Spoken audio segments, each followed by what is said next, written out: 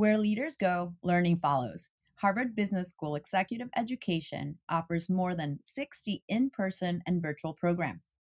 Learn more and apply at hbs.me/go. That's hbs.me/go. Welcome to the Ellevate podcast. Conversations with women changing the face of business. And now your host, Maricella Herrera.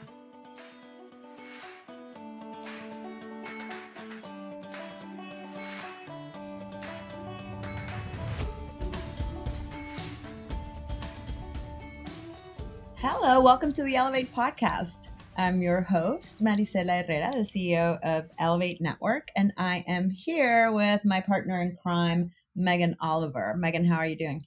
Doing well. It is now the second week of 2023, which is crazy. I don't know how everything is going so fast. It's still not sinking in my brain.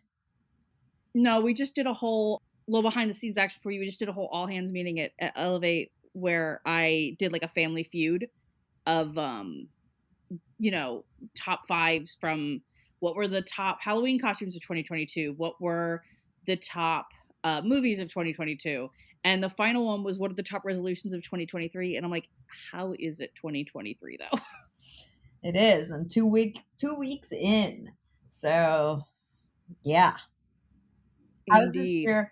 I know it's just starting, but how's it treating you?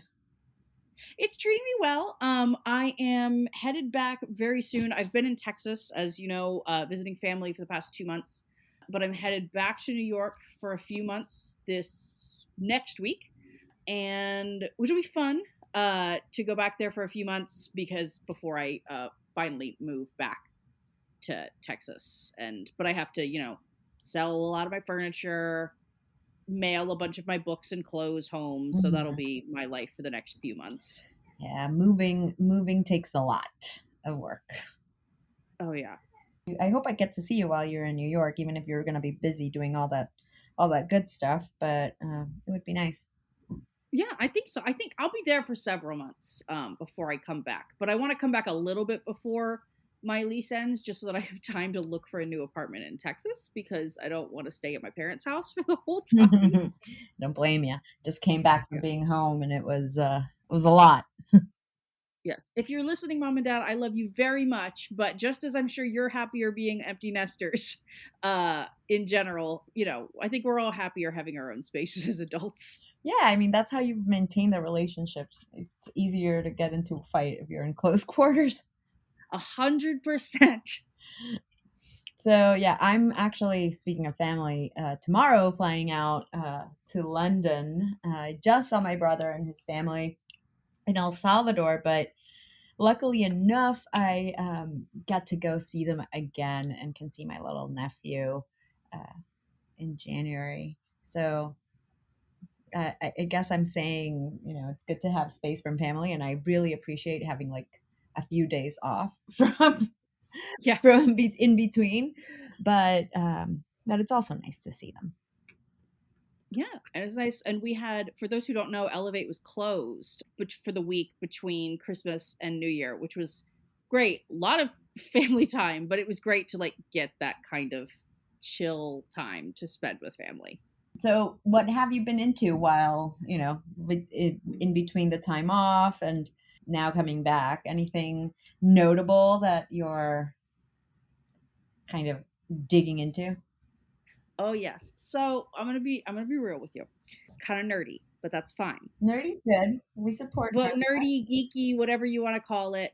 But I got for Christmas the new Pokemon game for Switch, which the new ones are Pokemon Scarlet and Violet, and I got Violet. And I have been like frantically playing it because it is so much fun. For anybody who's curious who got it, my starter is Quaxley, which is the little water duck. I always put it. To me, you're speaking like a different language. Oh yeah.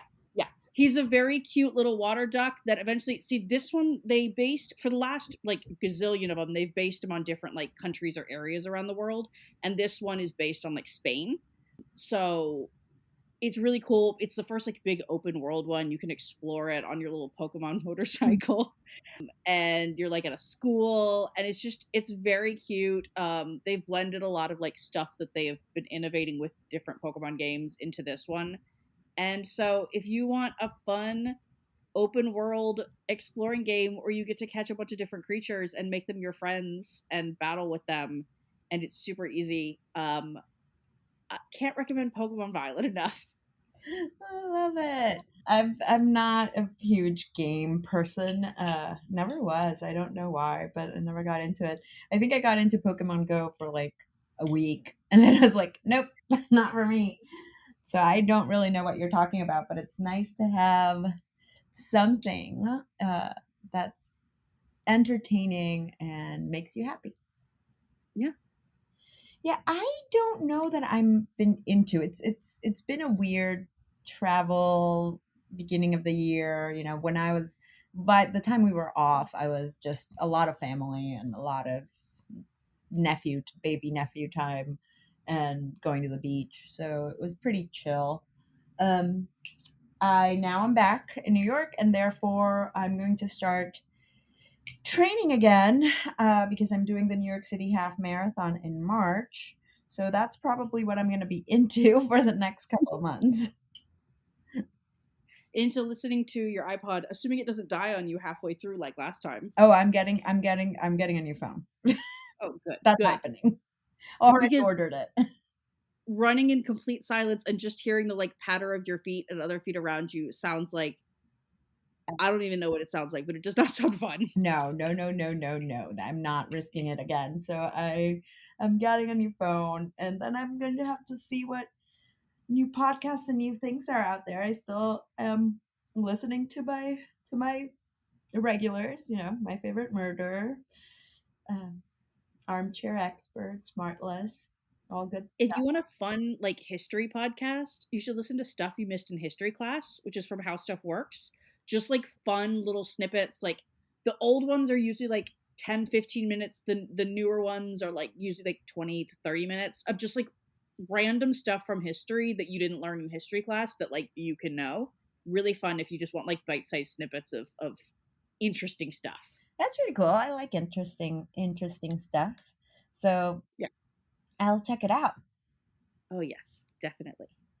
Well, speaking about interesting stuff And podcasts. and podcasts, my conversation today is with Amy Borsetti. She is an expert in human behavior and a thought leader in the future of work. She is the head of revenue and general manager of the Americas at Asana. So she has worked with tons of organizations to really imagine how to harness the power of their people and leverage technology. She's amazing, very, very active in her company's ERG, particularly for the LGBTQ plus community and allies, deeply passionate about diversity, equity, and inclusion. And we talk a lot about that and creating better workplaces. And I think you will have a real fun time listening to this. Amy's great. Yeah. Yeah. I cannot wait to hear this one.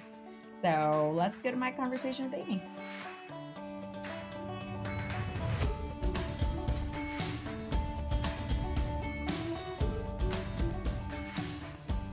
Amy, I'm so happy to have you on this show today. How are you?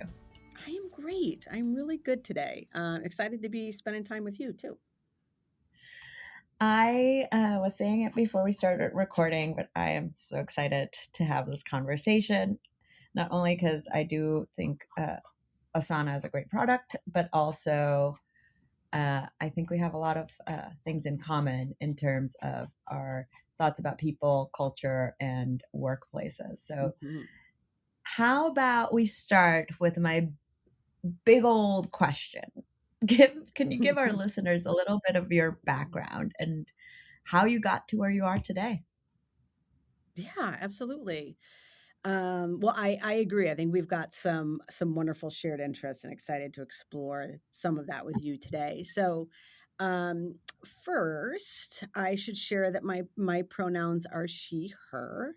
I grew up in Michigan, small town in Michigan called Paw Paw. Uh, City's so nice they named it twice. That's like a Michigan thing. um, so I've got these like, pretty strong Midwestern roots despite having now been in the Bay Area for coming up on 20 years next year. I'm part of the LGBTQ community, a queer parent of two incredible kids. Aw. And, I get to navigate this world every day right next to not just both of them, but my fabulous wife, Keeks. What else? I am absolutely obsessed with humans, and I can date this obsession back to, gosh, early years of my life of just being really curious about why do people do what they do, the power of connection. And certainly as I've navigated my career, um, this has come up more and more and more and continues to be amplified with like the infusion of technology and so on. Mhm. To share a little bit more about my story, as I mentioned, I grew up in a small town. I think looking back, you know, um, I realize now how small the lens I had that I was looking through on the world. It was a pretty homogeneous community.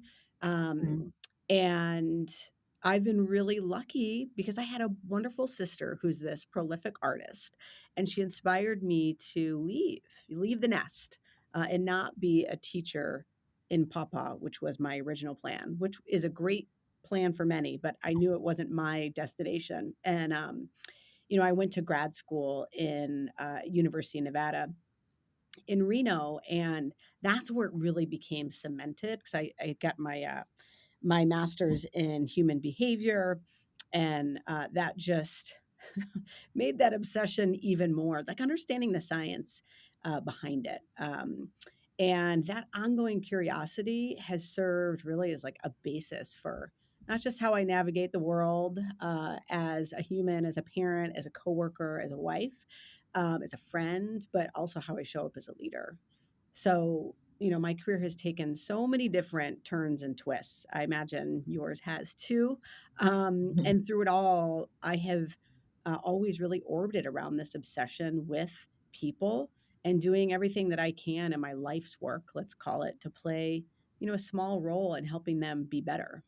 Um, so happy to dive into kind of how that is manifested in my career more deeply, but that gives you a little bit of insight into who I am.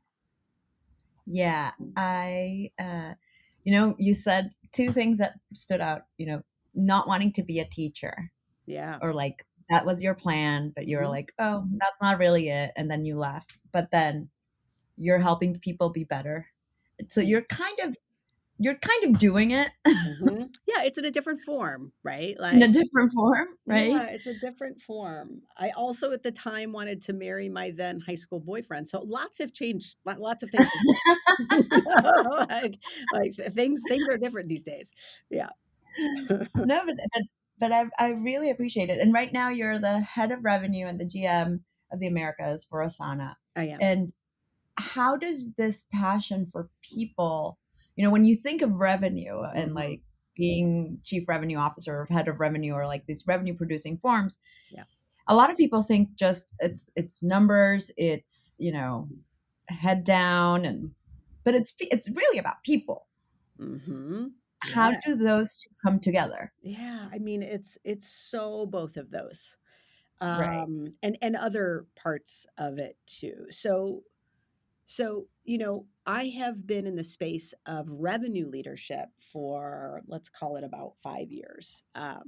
Prior to that, I spent quite a bit of time running and being a part of a sales or revenue enablement function where I was deeply focused on helping um, revenue teams, leaders, be able to deliver as much customer value as possible, like gain the right skill sets. And so bringing that into now my kind of sphere and space as a revenue leader has given me like a real perspective on how important the people are as a part of serving and delivering customer value. And for me, you don't get great business results without the incredible people on your team, right? The way that you're investing in them, the way that they then therefore impact your customers and the value delivery there. And then business results come as a kind of byproduct or output of that. And I don't know,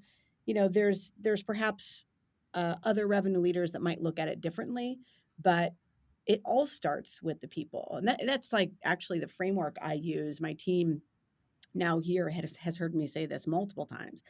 Of any decision that we are making, we need to look at the upside and downside across three areas, and that is our people, our customer, and our business in that order.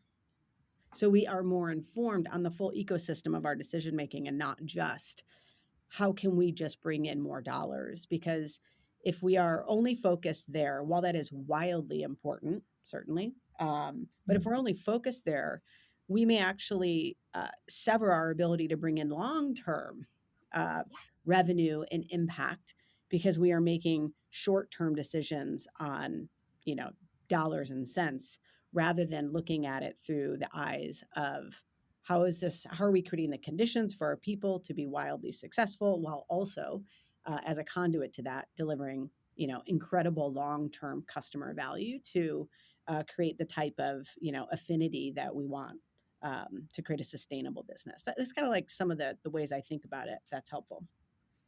It is, and I think I totally agree with you. This is kind of this more of a stakeholder capitalist view. You have to think about your people, you have to think about your community, you have to think about your customer. That's how you do this long term sustainable business that will thrive, that will last. Yeah. And I did want to ask about the revenue side because a lot. And yesterday I was taping a podcast with someone else, or for another podcast actually, Hmm. and he asked me something about women in different positions within companies and how, you know, are women afraid of being in revenue Mm. producing or client facing roles? Because we Yeah. tend to end up, mostly in HR, in marketing, kind of Mm. operational back office Yeah.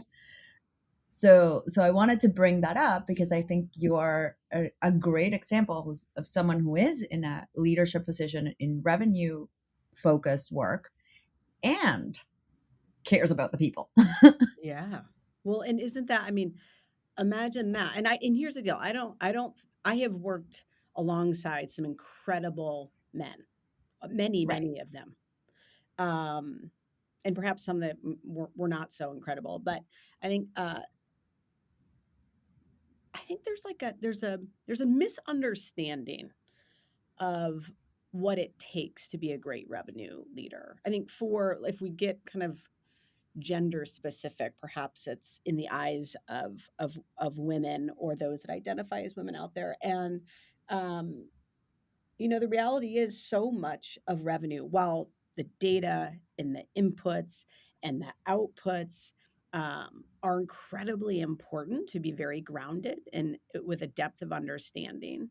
Without the people side and without the focus on customer value, um, I would argue like that's probably not going to be a great revenue leader. I agree. They may bring in plenty of dollars and revenue for the business, but you also see some instances where if that's the only focus, it's not sustainable. And I like the word that you're talking about there. So I would argue that women um, can be wildly successful as revenue leaders. Like I feel deeply about that. And actually it was one of the reasons that I was drawn to Asana because I am surrounded by a bunch of really powerful women over here. And it is Mhm. inspiring.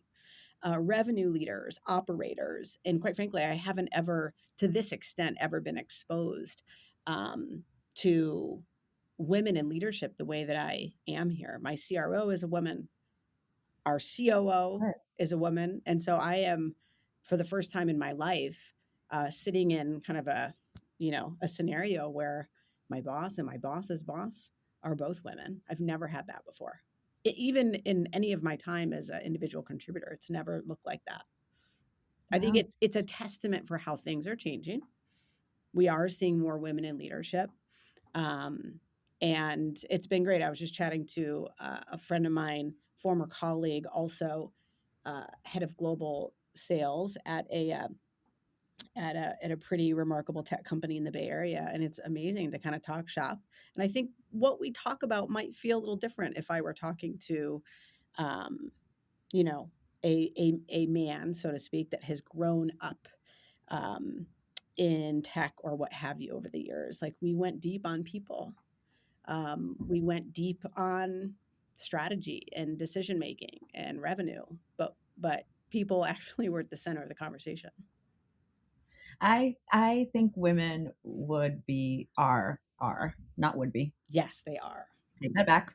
Are Yes, really great leaders in any of the positions that exist. Like that's it, right. it doesn't have to be gendered, right? No, And I absolutely, absolutely. and I do think we bring to the table certain emotional intelligence that might be a little bit more useful.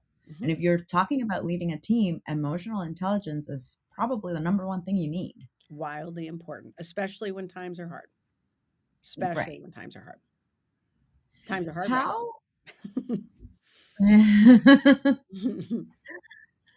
how has it been being, a queer woman in the tech industry? Oh, it's a great question. How has it been? Like, have you felt any, I don't know, difficulties? Mm, I feel like the tech industry, for what it is, it's, yes, certainly a bro culture, but it should also be a little bit more open-minded, yeah, at least on a person's sexuality. So yeah, I've never been in that industry, so I'm just curious yeah. at how it's. You know, it's interesting because prior to coming into tech, let's see, when did I come in? 2012. Formally into kind of tech. I was serving high tech customers prior to that. But what I would say is it is so dependent on the people that are around you, on your experience. So Mm, so let's talk about like imposter syndrome for just a minute. Uh as a queer woman, um I was the only. Now I'm a white woman too, so keep that in mind, right? We're a lot of mhm, ands. But I would often I'm more often than not still the only queer leader in the yeah, room. Like, I very rarely find myself next to other, queer leaders in general, like, this is, by the way, not at all an Asana thing. This is just like uh, a perhaps more pervasive in tech thing. Um, mm, I had a few folks that I was able to really connect with, at my prior company where I wasn't the only in the room, but, for me, over the years, it has become much easier to be authentically me, and part of that is my own growth. And the other part of it is being around other folks that created the conditions for it to be safe. And mhm, that last part is really important. With imposter syndrome, I've had a couple little discussions around this, and something that has really popped for me is this concept of who is the imposter. Is it the person, or is it the conditions that the person that is owning the space in the room creating? Right? Like, if the leader of that space, and there always is a leader of a space, is not creating the conditions for someone to be able to show up and feel safe to express their voice, then I would argue the imposter is actually the conditions that that leader has created. It's not the person, right, that is having a tough mhm, time expressing their perspective, or worried if they do share it, they may be shamed, or they worry about their job, or what have you. So it's like a little bit of a flip it. We always are like looking inward. I'm the imposter. I have a syndrome. But what if yes, perhaps you are the quote imposter, but the syndrome, sorry, like the syndrome sits with the conditions of the room. So I share that because that context as a queer woman in tech, I have felt that. I have felt conditions that have been incredibly safe and profound and powerful, to bring my whole self and um, be comfortable with expressing alternative perspectives that perhaps kind of shake the room a little bit. And I have certainly experienced the opposite. I can share this with Asana in particular, since it's where I'm at today in my most recent experiences, that um, it's been incredible to be in spaces where the leadership team around me um, is not just accepting of, but is encouraging me to bring my voice and my whole self, because it's actually a competitive edge in differentiating Yeah. when you do it. It's a business thing. It's a great thing to do. It's a No. literally a competitive advantage if you can bring diversity of thought in that room. And certainly I bring a different perspective, not just based on my queerness, but on all the different kind of experiences and histories that I bring to the table, just like anybody else in that room. You're speaking to my heart. I wish we're not on video. I wish you could see me. But like everything you said about imposter syndrome, I'm so on the same page. Yeah. I've been reading a lot about it and listening to a bunch of Mm, podcasts, and how of course you feel like an imposter if because the system system. has been built to make you feel like an imposter. Right. That's right. So who does these syndromes sit with? I would argue in that construct, it's not the person. It's the system It's has the not syndrome. you. Let's fix the Yeah. system. And then a bunch of people will not feel like imposters. They will feel empowered. That is different. Yeah, it's Yeah, not you. It's the system is built to make you feel like you don't belong, make you feel like you're not that's supposed right. to be there That's because you're not supposed to be there right. because it Right. was made for middle-aged cis heterosexual white men. Yeah. So In those leaders, anyway, I do think I have experienced, and I have a couple really beautiful examples where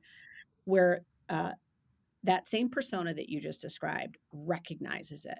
They have that yeah. moment. They look in the mirror and they're like, "Oh, I've been creating the conditions for only a certain subset of the population to thrive, if in fact there's other people in the room." And those leaders, I would argue, the white, cisgendered, heterosexual men, have such power to change the system because they are, So much. generally speaking, the ones that are kind of in power, right? But when they see it, and when you see that transformation and you experience it, it is absolutely profound. And that's where the allyship story begins. I do believe all of that is rooted in empathy for them too. Yes. Um, if they can start seeing or putting themselves in the shoes of other people around Yeah. them, they start to see, oh, this I have the power to change this. Yeah. And the other thing too, I think here is uh it's empathy, but to go back to, it's also the best way to get the most out of your people and create the environment for your business to thrive. And that Oh, last absolutely. part's the part that is missing in this story oftentimes, you know? We don't talk. Do you think we don't talk enough about the Yeah. so I agree with you in a sense, because I Yep. do think we talk a lot about, and maybe it's because of where I sit and the Mhm. world I live in, but I do think we talk a lot about the ROI on diversity. Yes. But I think what we don't talk about is the ROI on inclusion, because Yeah. diversity for diversity's sake doesn't do anything. You can No. have people for, like, all different backgrounds in a room, but if they are not empowered or don't feel psychologically safe enough to speak up, then you're not getting any of the value from diversity. 1,000%. I would argue there is not much ROI for diversity itself. Yeah, That's just, I agree. those are humans, those are people, the but just because they're there doesn't mean that you're creating the conditions for the ROI to actually take shape. Um, and I agree with you. I think it's missed often. Um, I've been in different scenarios where it's like, the leadership team really believes, understands the power of diversity, but then they don't have the other side of the coin. And then what happens? Those same beautiful people that they brought in depart quite quickly, you know, or worse, they stay and they're disengaged. And now you've Mhm. created even worse conditions. So, yeah, I'm fully supportive of that. which is what we're seeing now. If you think about it, all these trends on quiet quitting, that's That's people who right. are saying they're disengaged. And mostly, I've been reading a lot, has to do with isolation, has to do with the Mm-hmm. feeling of not belonging. And that's the same with and I know you wrote a piece on the great reshuffle and Mm. like the importance of upskilling. Yes. And I think, yes, but I think a lot of the people are leaving again because of these lack of these spaces that you're talking about. Yeah. Yeah. It's like, we've evolved a lot on how we do this. I mean, I would argue COVID, uh, all of the social injustice Mm-hmm. work that has really been amplified over the last now 3 years has helped the evolution. Um, and we have so much further to go. But there is progress. The fact that we're even like talking about this in the sense of like running a revenue org, this probably Mm-hmm. wouldn't have happened 5 years ago.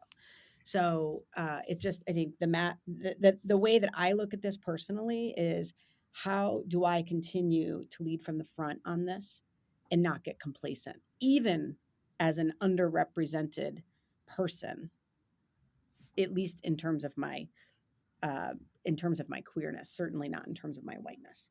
Um, but how do I continue to move this forward? I think about this every day. I shared with someone, we had like a school meeting um, not that long ago, and I was talking to the head of DEIB for one of the high schools. Mm-hmm. And I was sharing with her, I said, the way that I look at equity work is in life, but certainly at work, is that it's the ultimate horizontal. It's a lens I look through everything with. It's not over to the side where the entree is the business and the dibs work is like, you know, a side of Brussels. Like it is the business, it is the work. But that's also, it's not like I always thought about that. I've been on my own journey and continue to be.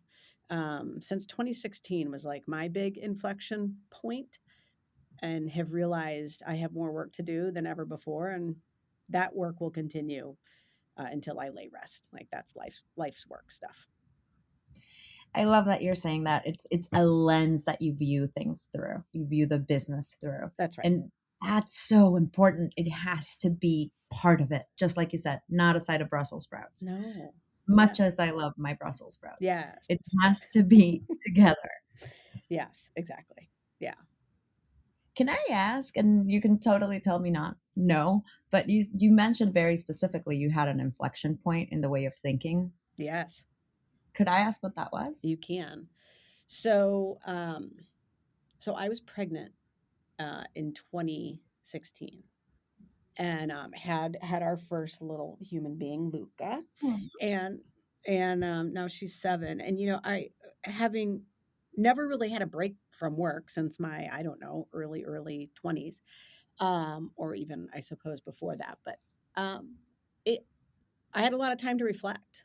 And 2016, if you think back to what was happening, and I would argue Oof. 2014, 15, 16, I mean, we are seeing like black and brown lives being murdered left and right.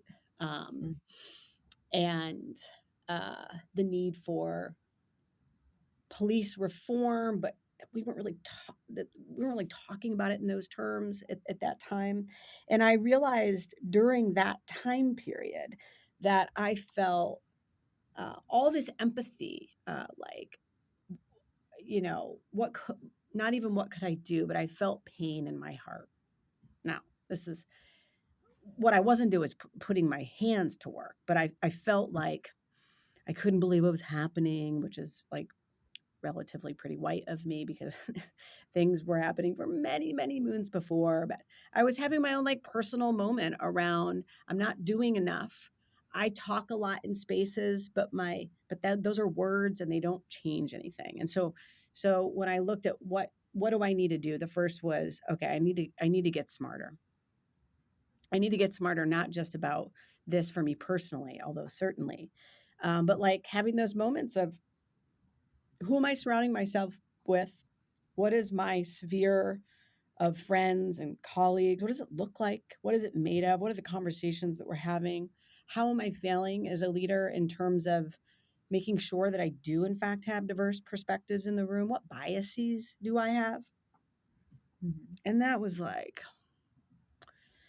really hard time. I was working with an exec coach at the time, and she was this Latina firecracker, like incredible, put like fire under your tail kind of coach. And she's like, Amy, you're talking a lot about like all these feelings. What are you doing? Like, what is your plan? And so I started to put pen to paper on, well, what does a plan look like? And it was imperfect, but started to think about how I ran my business at the time differently, what my first principles were, where I needed to grow, and how I needed to share that story openly at work. So people could understand kind of how I was thinking about it so I could get feedback and be put in my place, which I was many times, but I was open to the idea that I needed to be. So that was like 2016, 17, 18, and it's been a journey ever since. And it continues to be, you know? I appreciate that so much, you talking about it, because I think we have all gone through reckonings Yes. and moments of feeling impotent. Like, I have all these feelings, but I don't know what to do with them. Mm-hmm. And I think, like you said, the first step of taking a hard look at yourself, Yeah. learning, understanding. I mean, I've had to do that for sure. Yeah. I mean, I come from El Salvador, and Mm-hmm. just like in a small town here where Mm-hmm. it's very homogeneous, it's the same over there. Like everyone's Yeah. the same. Yeah. So Yeah. it's it's been an interesting journey, and I do appreciate that you're putting that into action within your organization. Yeah. It's it is it's so easy to just, I think, for so many, it's not possible for me anymore because of the work that I've done and continue to do. But I think for a lot of leaders that are just, either they haven't really gone through the reckoning and they're just doing something because they have been told that they need to do something, Mhm. um, or those that are earlier in their work, especially with tough times, or headwinds or deep pressures, oftentimes I think that gets put aside. And, you know, in these conditions right now, I would argue that like this is when the work becomes most important, where it Mhm. really sticks. But you have to have done the work to believe of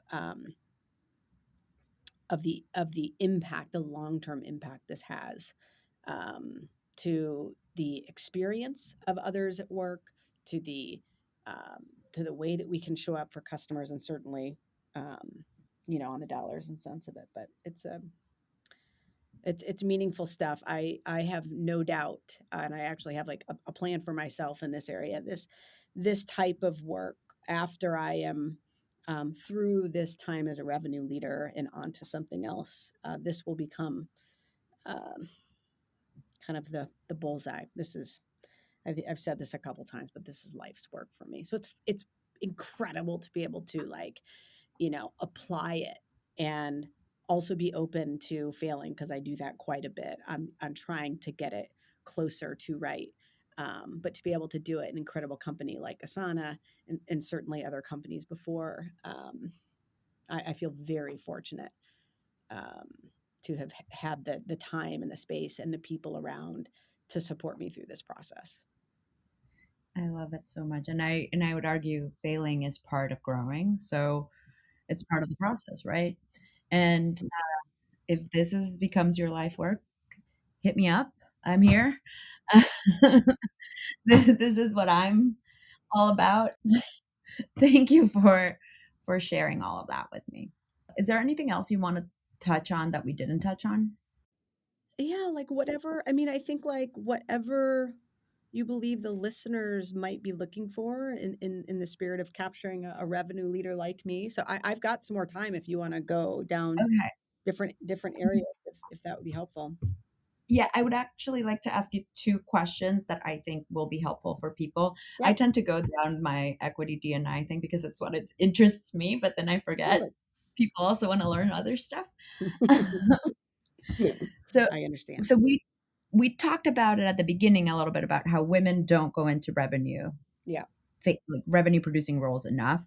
And also we know that we have an underrepresentation in the tech industry. And Yes. that this is a question I do think I get a lot, which is what would be your advice for anyone who's looking to go into tech? And what would be your advice for anyone who's like contemplating a career either? So I guess it's two questions. One, Mhm. going into tech, and the other one, someone who's contemplating a career either going the more traditional, like marketing, back office route versus revenue route. Okay. Let me let me tackle the second one first, if that works. Okay. Yes. So the most common objection that I hear from women in particular that are considering or even not considering and just having a discussion on the idea of going into sales, the biggest objection is I don't want a quota. Like I'm worried about consistent Hmm. income and I don't want the pressure of a number over my head. And the advice I would give is like that is so that feeling is real and meaningful and I do understand it. Um and it's important to unpack why is it that there is fear there? Why is it that you're going to let that prevent you from perhaps pursuing what could be life altering, you know? And I mean that in terms of income, I mean that in terms of growth, experience, skill sets, etc. Um, and when you unpack it, I think that's when the real exploration begins. Like, is it really the expectations? Because so many of the folks that I've heard this from are really high performers. I mean, they overachieve any expectations of them. They just don't, it just doesn't happen to have a direct number tied to it to the extent that sales does, right? Like their variable comp, which means like their bonus in Mhm. general terms. Um, and so I think part of it is like really exploring that and trying to unpack like what is stopping you. And if you had a quote quota on your job today, would you be crushing it? Most likely the answer is yes for some of these folks. Mm. So I understand like if someone has deep fiscal responsibilities for other family members, or for example, like they don't have a net underneath them. They don't have a family that could support them. They don't come from wealth. They come from, Mhm. maybe it's like a middle class home like I did. I mean, I certainly don't have a net, Um, and other people, it's a very different scenario. But I think oftentimes people stop right there. And I would argue that's like, it's just, they might be missing out on a huge opportunity if they just really explore what's underneath it. It's like go deeper, go deeper. That's just the iceberg. I don't want a goal. I don't want a quota. We all have quotas and goals. Yes. We all do. They just feel and look differently. So what if that wasn't the real problem? Now let's get further. So that would be honestly my biggest piece of advice, and that would be for women, underrepresented folks, um, men, whomever. Like I think this is like more of a human thing to consider, Yeah. and we could explore like why it is more populated with men in general. But I think like the point of the story is don't let anything that is an iceberg get in the way of your growth. Like explore it, and if at the end of it you go like, look, this isn't why I want to pursue it, and there's a better reason than I don't want a quota, then cool. Let's talk about that. On the underrepresented side, like coming into tech,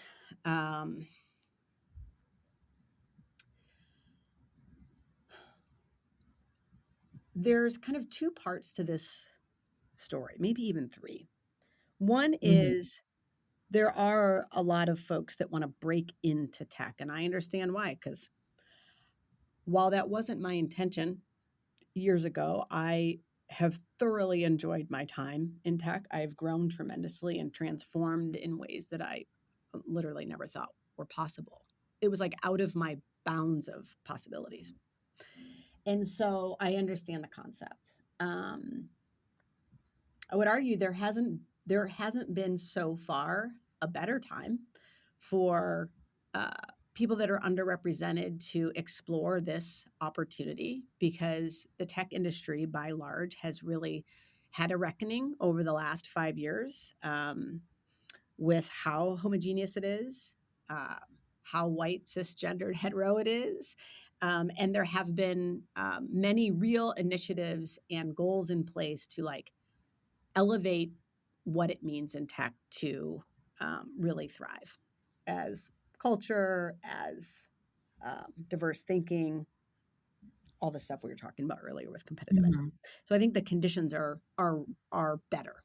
Are they right? I think we still have work to do, but they're definitely better than they were even 5, certainly 10 years ago. I mean, wildly different. Um, I find that folks often don't have their story figured out. If you're working in, let's say, CPG or like consumer packaged goods, Mhm. and that is like where you have spent the majority of time, there are so many relevant, meaningful stories from that experience that absolutely apply to tech. Tech, tech is a big word. And let's just talk about like SaaS underneath that for a minute. I Yeah. mean, it's not that complicated. I would argue there's other industries that are way more way more complicated than SaaS businesses.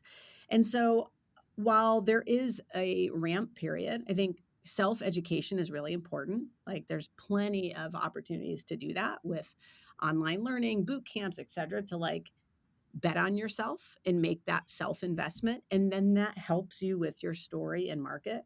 But, if you have some folks, connections in tech or connections on LinkedIn in tech, um, or even if you want to do a warm outreach or even a cold outreach to someone that is in tech, be thoughtful about how you do it. And this is all about cultivating your story. So as a hiring manager in tech, I can identify the skills and the translatable skills, the success skills, and some of the hard skills that are absolutely transferable. And I take a bet on an industry change. So I don't know. It's like it.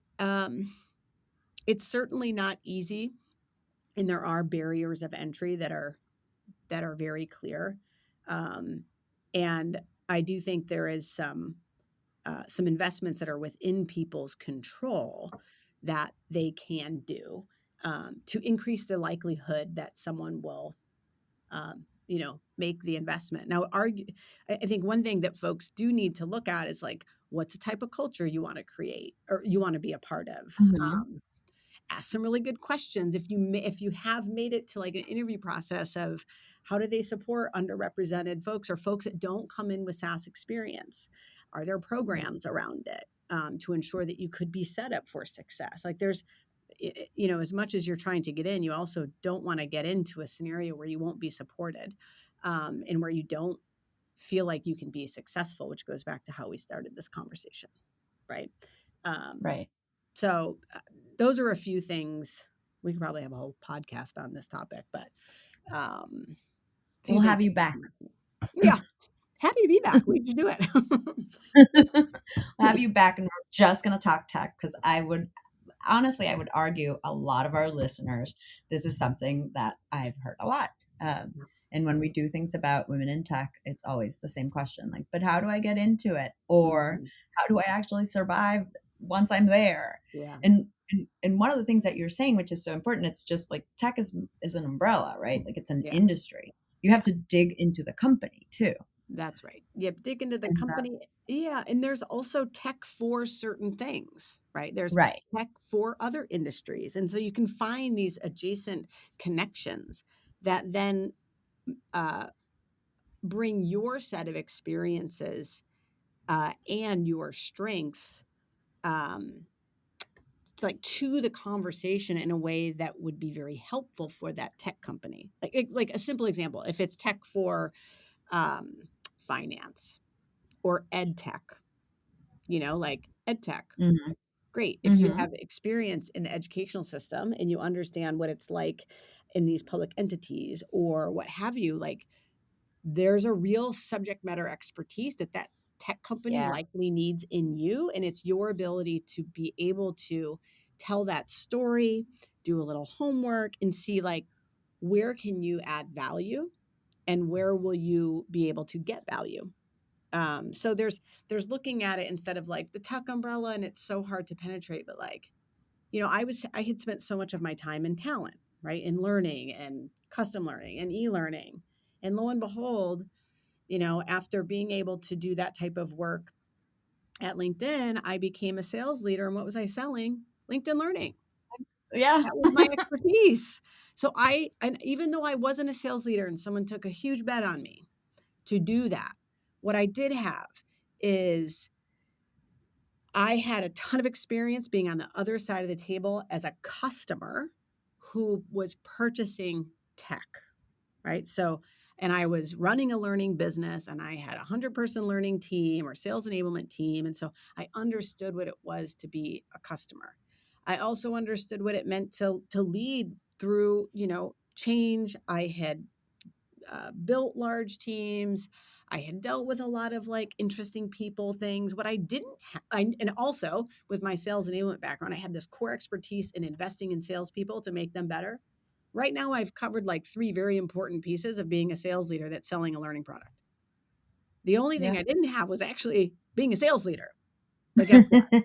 I figured that part out because I had someone that actually put me through a 2-year clinic around it too. So but I think those sorts of moves in your career, you try to find the things like the areas that you can attach yourself to where you can add value and you have confidence in that. I love it. Thank you for that. I think Yeah. this is going to be very, very relevant for our listeners. Wonderful. We're going to go into our lightning round All really right. quickly. So, if you could time travel, where is the first place you would go? Oh, time I know it's travel. a hard one.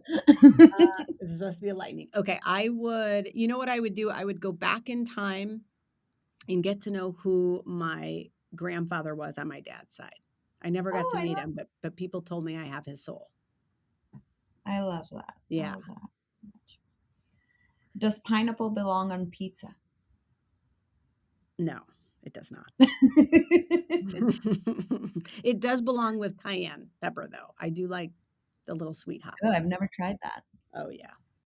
If you could have any superpower, what would it be?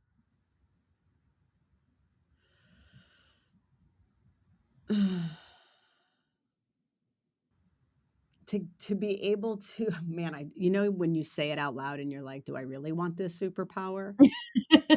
Uh, I was gonna say to be able to like be a bit of a mind reader, although I would Oh, argue that it's kind of what I do on it because of my obsession with humans.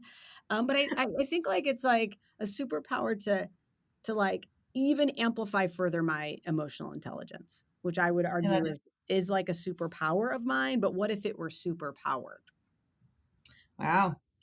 I don't know. I could see how that would help, but I could also see how reading people's mind would be so scary. Could be scary and distracting. And then all of a sudden you don't like them as much as you thought you did. I know. Could be the end of many a Many relationship. relationships. Yeah. So scratch that. Maybe I just want to fly. And finally, what's one thought you'd want to leave with our listeners? Mm. Uh, this will be a note out to all the people leaders out there.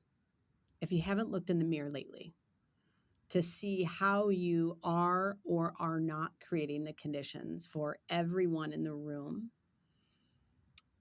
to provide their perspective, to actively call upon them, to be radically curious about what they have to say, then you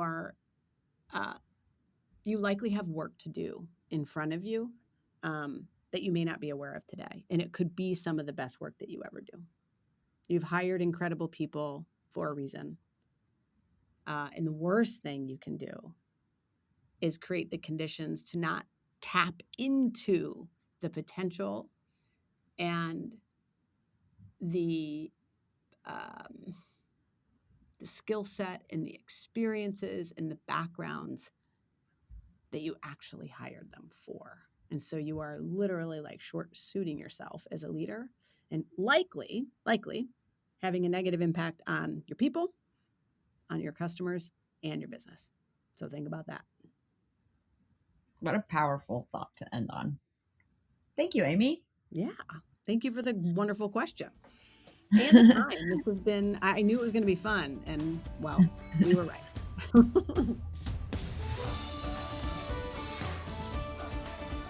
And we're back. She's really cool. She is. She's so cool.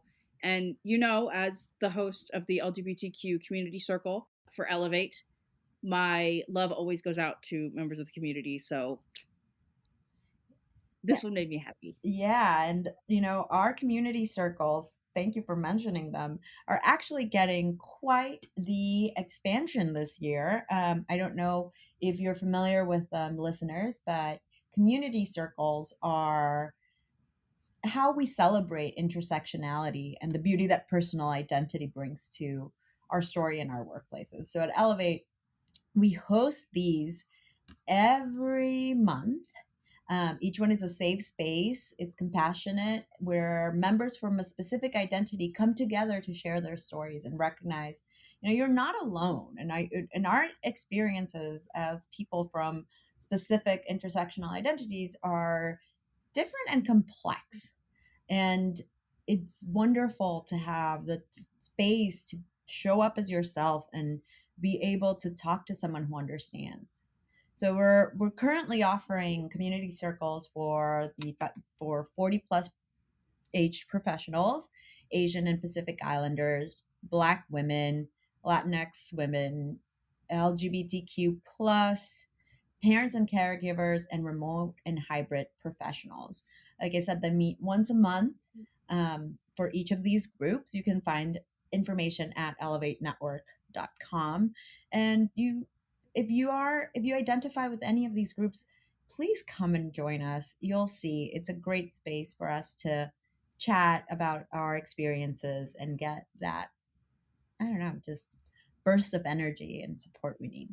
What happens in them stays in them, but I can tell you that there was a joke ongoing in the last community circle where it was like 2 or 3 days before Christmas, so we had a smaller group, and also it was right after that big storm had hit.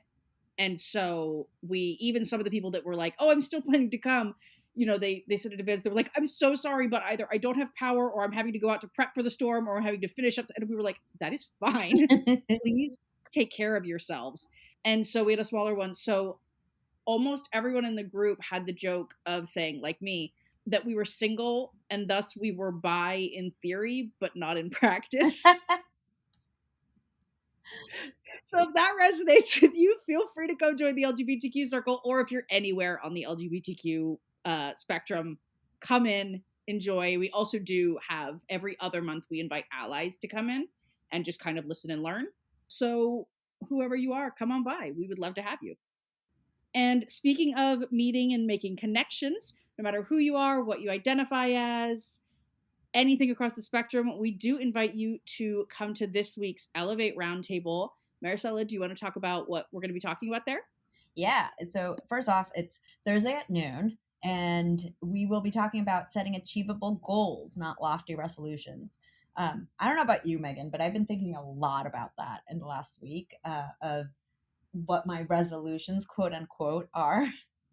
Yeah. And I don't know, I really like this for this idea of making it goal oriented and in a way that's not going to make me feel bad by the end of the year. 100%. Yes, definitely. One of Megan's, like, I think you mentioned it at the beginning, but one of the questions at our um, Family Feud was people's resolutions. And first one was being healthy. And that's on my list for sure. Oh yeah, definitely on mine. And don't think we didn't notice you, because some of the other ones were about making more money and being happier in your job. And if you're looking to do any of that stuff, we can help you out at Ellevate, and our roundtable is definitely a place to go. Yeah, absolutely. This is where you'll find your people and the people that will help you make those resolutions. And if you want accountability buddies for those, our squads program and applications for our squad program are opening up on the 15th. So just a few more days from today. You can go to elevatenetwork.com to apply for a squad. A squad is a group that we set up. It's for you, tailored for you, for your career and what you're doing.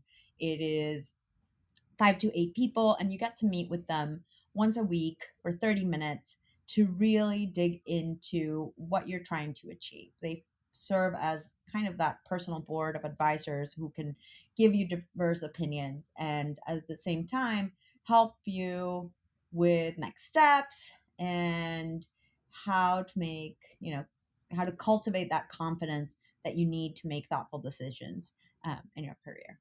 So squads, great place to get your accountability buddies for the year. Cool. So let's talk history makers. Woohoo! Okay, so I am going first this time because I'm really, really excited about the first one. Amna Nawaz became the first Muslim, first Pakistani American, and first generation American to anchor PBS NewsHour. PBS NewsHour is my news network of choice. I love it. She has been Judy Woodruff's backup for when Judy Woodruff was out or sick, or she's all kinds of other things. And then she does plenty of reporting. She would do plenty of reporting for PBS NewsHour. I always loved her. And so Judy Woodruff announced that she was going to be leaving at the end of the year, and they announced Amna was going to take over, as well as another man whose name I can't remember. I'm so sorry. I'm still getting to know him, but I didn't really know him as well. But I'm sure you are wonderful. And what I've seen from them so far, I've really liked their chemistry, and I love PBS NewsHour, and I think it is in amazing hands now. Amazing. Claudine Gay became the first Black president of Harvard, which is extremely exciting. Very exciting. Patty Murray became the first woman Senate pro tempore. I don't know what that means. It's a very big deal. Dina Boluarte became the first female president of Peru. Valerie Amescua became the first woman mayor of Santa Ana, California. And Mariah Carey became the first woman to have 3 songs top the Hot 100 charts for 10 or more weeks. And Christmas, unsurprisingly, given the time of year, she did that with All I Want for Christmas Is You. Yep, it was that time of year. Mariah reigns. Oh, yeah. Well, thanks for joining us and again, I know this is the second week of the year, but it's not too late to say it one more time. Happy New Year, and may all great things come to you in 2023. Join us next time. I will be talking with Maria Villablanca. She's the co-founder and CEO of the Future Insights Network, which is for leaders in manufacturing, supply chain, and digital transformation. She's also the host of the Transform Talks podcast. We had a great conversation about what's happening with supply chain issues and the disruption through COVID and what we're seeing for the next year. So hope you can join us next week. Yeah, join us next week. Very topical conversation. See you then. See you then. Join an exceptional peer group to sharpen your leadership skills and advance your career. Harvard Business School Executive Education now offers in-person and virtual programs. Learn more at hbs.me/go. That's hbs.me/go.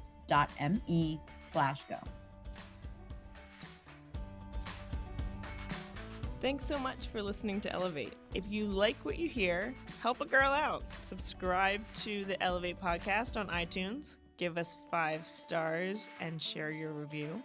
Also, don't forget to follow us on Twitter at EllevateNTWK, that's Ellevate Network, and become a member. You can learn all about membership and all the great things that Ellevate Network is doing at our website, www.ellevatenetwork.com. That's ELLEVATE network.com. And special thanks to our producer, Catherine Heller. She rocks. And to our voiceover artist, Rachel Griesinger. Thanks so much, and join us next week.